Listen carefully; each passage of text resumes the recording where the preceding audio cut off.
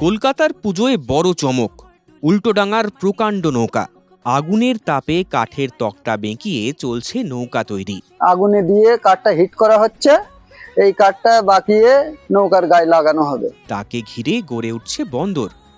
এই নৌকাটা আপাতত 1 মাস 10 দিন আপাতত হয়েছে, এখনো এটা প্রায় 1.5 মাসের মতো হবে। উল্টোডাঙা নামের সঙ্গে জড়িয়ে জাহাজ আর বাণিজ্যের গল্প। এককালে বড় বড় বাণিজ্য তরী নোঙর করত এখানেই। উল্টোডাঙা বিধান সংঘের পুজো ফিরিয়ে আনছে সেই হারিয়ে যাওয়া দিন। পুজোর মাঠ বদলে যাচ্ছে বাণিজ্য বন্দরে। তারই মাঝে তৈরি হচ্ছে এক প্রকাণ্ড নৌকা, একতলা বাড়ির সমান উঁচু, লম্বায় তার চেয়েও বেশি।